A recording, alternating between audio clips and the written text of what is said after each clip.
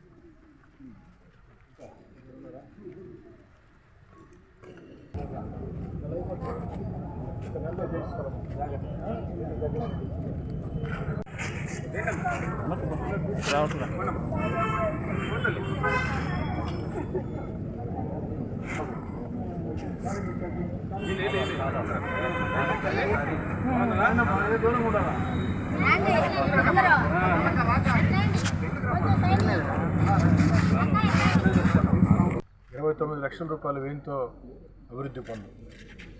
ఇక్కడ ఈ ప్రాంతం నానాటికి వేగవంతంగా విస్తరిస్తూ ఉంది. జనవాసాలు అధికంగా ఏర్పడుతూ ఉన్నాయి.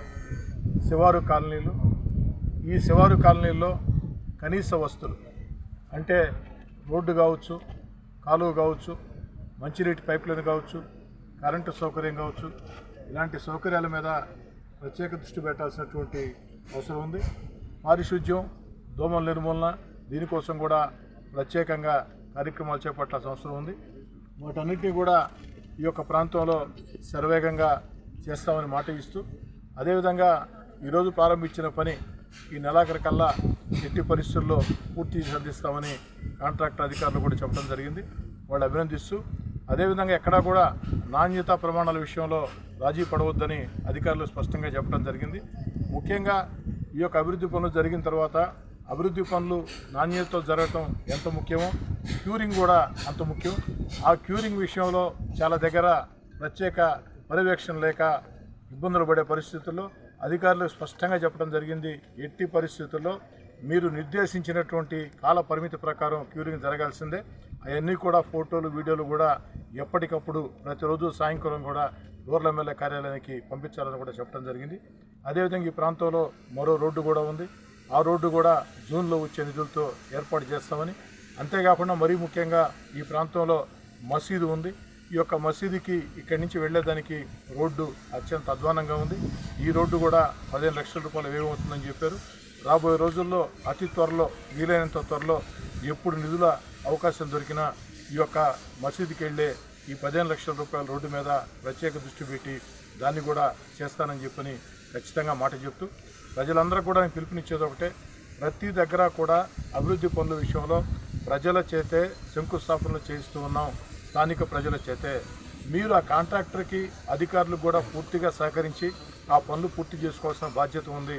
రోడ్లు వేసేటప్పుడు ఎక్కడైనా అవసరం వస్తే కొన్ని ప్రాంతాల్లో ఆక్రమణలు తొలగించాల్సి ఉంటుంది. కాలువలు కట్టేటప్పుడు కూడా కొన్ని ప్రాంతాల్లో ఆక్రమణలు తొలగించాల్సి ఉంటుంది. దానికి సహకరించండి.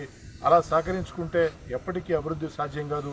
దీన్ని కూడా దృష్టిలో ఉంచుకోవాలని చెప్పని కూడా కోరుకుంటూ, ఈ యొక్క 41వ డివిజన్లో ఇప్పటిదాకా తెలుగుదేశం పార్టీ కూటమి అధికారంలోకి వచ్చిన తర్వాత, ఎందుకంటే ఈ డివిజన్ అతిపెద్ద మెజారిటీ ఇచ్చిన డివిజన్లలో ఇది కూడా ఒకటే. నాకు ఈ యొక్క తెలుగుదేశం పార్టీ కూటమి అధికారంలోకి వచ్చిన తర్వాత 10 నెలల వ్యవధిలో అక్షరాల ఈ డివిజన్ మొత్తం మీద ₹3,60,00,000, 1,02 లక్షలు కాదు, 10 లక్షలు కాదు, అక్షరాల ₹3,60,00,000 నిధులు ఈరోజు చేసినటువంటి 29 లక్షలు కలిపితే మొత్తం ₹3,60,00,000 నిధులు ఈ యొక్క డివిజన్లో ఖర్చు పెట్టామని చెప్పి మాట ఇస్తూ, రాబోయే రోజుల్లో కూడా శివారు డివిజన్ కాబట్టి, వేగవంతంగా విస్తరిస్తున్న డివిజన్ కాబట్టి, ముఖ్యంగా మధ్యతరగతి కుటుంబాలు, పేద కుటుంబాలు ఎక్కువగా ఉండే ఈ యొక్క డివిజన్ కాబట్టి, ఈ పేద, సామాన్య, మధ్యతరగతి కుటుంబాలు ఉండే ప్రాంతాల్లో కనీస వస్తువుల సౌకర్యాల కోసం నిరంతరం మీ శాసనసభ్యుడిగా మీ కోటంరెడ్డి శ్రీధర్ రెడ్డిగా